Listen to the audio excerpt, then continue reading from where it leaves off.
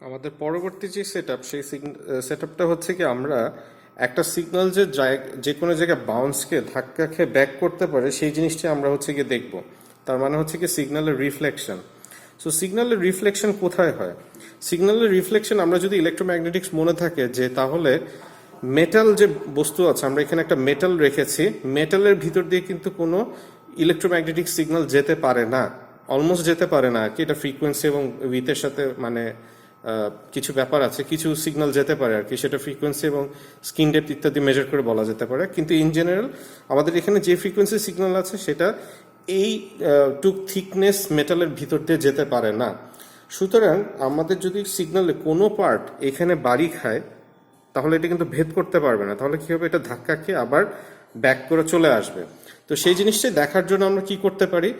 দেখার জন্য আমরা এই জিনিসটা দেখো, আমরা এই জিনিসটা যদি এখানে খেয়াল করে দেখি, এখানে হচ্ছে গিয়ে মোটামুটি 90 ডিগ্রিতে আছে, এটাও হচ্ছে গিয়ে 90 ডিগ্রি অ্যাঙ্গেলে বেঁকানো আছে আর কি। তো আমরা এইটাকে যদি একটু বেঁকাই,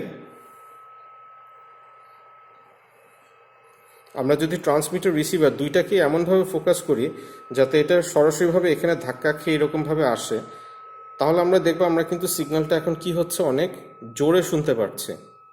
আমরা যদি একটাকে সরাই নিই, দেখো সিগন্যাল কিন্তু এখন শোনা যাচ্ছে না। যে এখন শোনা যাচ্ছে, এখন যদি অ্যাঙ্গেলটা আবার চেঞ্জ করে ফেলি তাহলে আবার শোনা যাচ্ছে না। তার মানে যেটা দাঁড়াচ্ছে সেটা হচ্ছে গিয়ে এইখানে সিগন্যালটা পাঠাচ্ছে, সে ধাক্কা খেয়ে এখানে রিফ্লেক্টেড সিগন্যালটা ফেরত আসছে। আমরা যে সাউন্ডটা শুনতে পাচ্ছি, আমরা চাইলে আমরা একটু গেইনটা বাড়াই দিলে সাউন্ডটা আরো বেশি শুনতে পাবো। দেখো আমি ঘুরালাম, যেহেতু এখন সে তার রিফ্লেক্টেড সিগন্যালের মধ্যে নাই, সে এখন আর শুনতে পারছে না। আমি এই জিনিসটা সরাই ফেললে তুমি এই জিনিসটা আরো ভালোভাবে বুঝবা। এটা আমি সরাই ফেললাম, তাহলে এখন কি দেখা যাচ্ছে? কোনো সিগন্যালই সে এখন পাচ্ছে না। আমি যতই ঘুরাই না কেন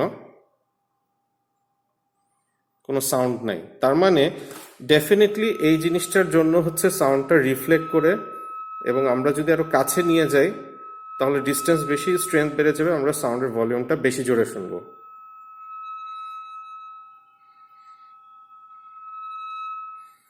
সো এই জিনিসটা আসলে স্কোয়ার লও বোঝায় যে আমাদের স্ট্রেংথ হচ্ছে স্কোয়ার ডিস্টেন্সের সাথে স্কোয়ারলি কমে যায়, এটাও বোঝা যাচ্ছে, প্লাস সিগন্যাল যে রিফ্লেকশন হয় সেটাও বোঝা যাচ্ছে।